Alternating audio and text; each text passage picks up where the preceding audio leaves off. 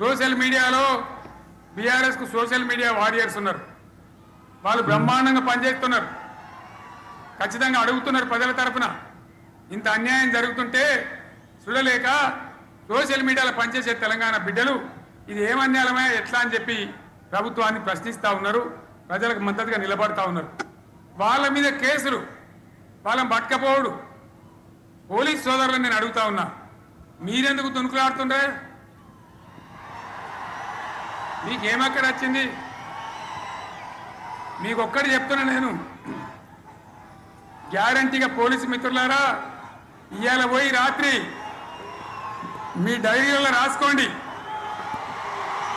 మీ డైరీలలో రాసి పెట్టుకోండి. 100కు 100% ఇలా తెలంగాణ చెలరేగిన పరిస్థితికి మళ్ళా వచ్చేది బీఆర్ఎస్ గవర్నమెంటే.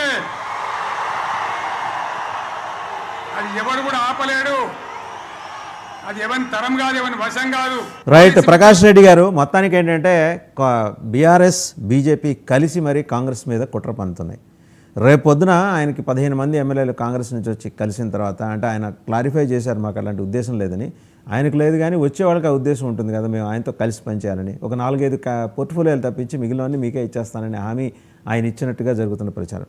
రెండోది, రేపొద్దున బలపరీక్ష నాడు మీకున్న ఎమ్మెల్యేలతోటి మీరు గైర్హాజరవుతారు. ఆ మేరకు మీకు బీఆర్ఎస్కి మధ్య హిడెన్ అండర్స్టాండింగ్, ఒక రహస్య ఒప్పందం కుదిరింది అనేది కాంగ్రెస్ వాళ్ళు వాపోతున్నారు.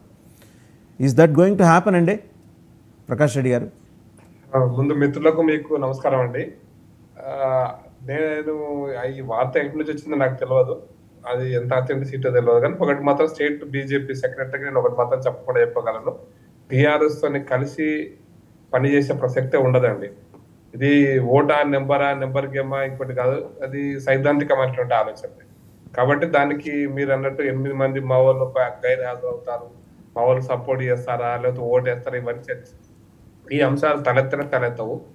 నిన్న కేసీఆర్ గారు చెప్పిందంటే ఒక పదం కరెక్ట్. 3 సంవత్సరాలు కాంగ్రెస్ ప్రభుత్వం ఉండాలి, కాంగ్రెస్ ప్రభుత్వం ప్రజల నుంచి చీకొట్టబడాలి, ఆ తర్వాత ఎట్లాగూ బీఆర్ఎస్ వచ్చేది లేదు, దాని మీద కామెంట్ చేసిన తర్వాత 1 నిమిషం తర్వాత వచ్చేది లేదు. కాబట్టి ఖచ్చితంగా మా పార్టీ అధికారంలోకి వస్తుంది అనేటువంటి విశ్వాసంతో మేము పనిచేస్తున్నాం. ఆ విశ్వాసం ఎక్కడ చర్చ జరగలేదు. అయితే ఈ విశ్వాసం మాకు ఉండడానికి ప్రధాన కారణం నిన్నటి బహిరంగ సభలో కేసీఆర్ గారు వాడి వేడిని చూసిన తర్వాత మాకు అర్థమైపోయింది, ఇంకా విశ్వాసం పెరిగిందని చెప్పదలుచుకున్నాను.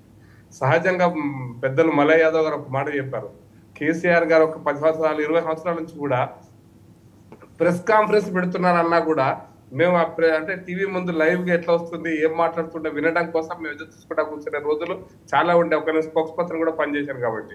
కానీ ఈ రోజు నిన్న చూడాలని అనుకోలేదు, అనుకున్న తర్వాత కూడా ఏం మాట్లాడేది తెలుసుకుంటే, అరే ఏం మాట్లాడేది, ఇంత వాడి తగ్గిందా, ఇంత వేడి తగ్గిందా, ఇంత జోషి తగ్గింది అంటే, మామూలుగా 25 సంవత్సరాల ఉత్సవాలను జరపడానికి ఎంత జోషి ఉండాలంటే ఆ జోష్ ఇప్పుడు మా పార్టీలో మేము ఈరోజు తెలంగాణలో మేము అధికారంలో రాలే ఇప్పటివరకు. కానీ మా జోష్ ఇప్పుడు మేము అటల్ బిహారీ వాజ్పేయి గారి శతజయంతి ఉత్సవాలనే మేము ఘనంగా జరుపుతున్నటువంటి పరిస్థితులు. మేము రోజు ఒక కార్యక్రమం జరుపుతున్నాం బస్తీలో, వాడవాడలో.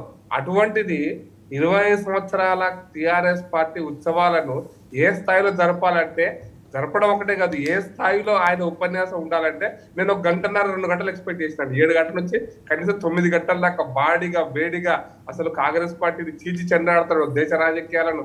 మళ్ళీ ఒక్కసారి జమ్మూ కాశ్మీర్ నుంచి అండమాన్ నికోబార్ దాకా నదుల గురించి, నీళ్ల గురించి, కరెంట్ గురించి ఇంకేమో చెప్తాను ఊహించిన. కానీ ఏవి వినపడలేదు. నాకు నిరాశ కలిగిందని, ఒక రకంగా చెప్పాలంటే నాకు నిరాశ కలిగిందని చెప్పాలి వారి యొక్క స్పీచ్, వారి యొక్క అంటే వారి మూమెంట్ కూడా. కాబట్టి ఇదంటే వేదిక మీద మాట్లాడిన వాళ్ళ తీరు చూసిన, వేదిక మీద మాట్లాడిన ఉన్న వాళ్ళ యొక్క ముఖాలు చూసిన, వాళ్ళు మీరు అన్నట్టు కాంగ్రెస్ పార్టీలో ఒకరికొకరు కొట్టుకోవడం కాదు, వాళ్ళ దాంట్లో ఒకరి ముఖాలు ఒకరు చూసుకోలేని సీన్ కనపడింది. మీరు ఒక సీనియర్ జర్నలిస్ట్ గా మీకు అర్థమైపోతుంది ఎవరు ఎట్లా, ఎవరి వర్గం ఎట్లా మెయింటైన్ చేస్తున్నారు, ఎట్లా గ్రూప్ అవుతుంది. ఆ వేదిక మీద మీకు జర్నలిస్టులకు చాలా మంచి సమాచారం కూడా దొరికింది నిన్న. అంటే స్టోరీలు రాయడానికి రాబోయే రోజుల్లో టీఆర్ఎస్ పార్టీ గురించి చెప్పుకోవడానికి. కాబట్టి నేనైతే టీఆర్ఎస్ పార్టీ ఏదో చేస్తుందని అనుకోవడం లేదు.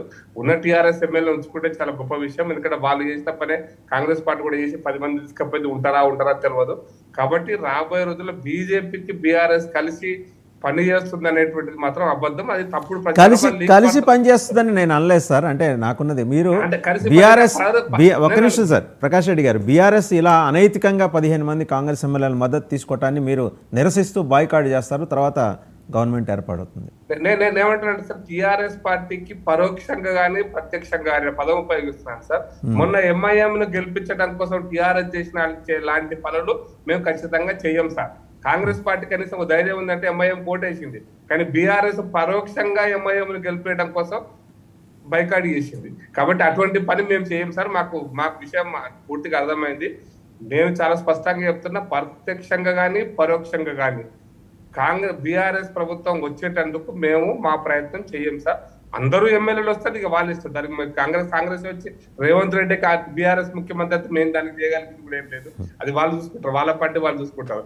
ఇటు వస్తారా అటు పోతారా మీరు అన్నట్టు ఊహాగానాలు. రేవంత్ రెడ్డి 40 మందితో వచ్చి బీఆర్ఎస్ తో కలిసి ముఖ్యమంత్రి అవుతాడు, బీఆర్ఎస్ ముఖ్యమంత్రి రేవంత్ రెడ్డి అవుతాడని కూడా చర్చ జరుగుతుంది. దానిలో కూడా నేను బోదలుచుకోలే, కానీ మేము మాత్రం ప్రత్యక్షంగా పరోక్షంగా బీఆర్ఎస్ మద్దతు తెచ్చే అవకాశం లేనే లేదు. రైట్. ప్రకాష్ రెడ్డి గారు, మళ్ళీ మీ దగ్గరికి వస్తాను. బండారు రామ్మోహన్ రావు గారి దగ్గరికి ముందు కేసీఆర్ ఇంకొక సంచలన వ్యాఖ్య కూడా చేశారు, అది కూడా చూసి రామ్మోహన్ రావు గారి దగ్గర.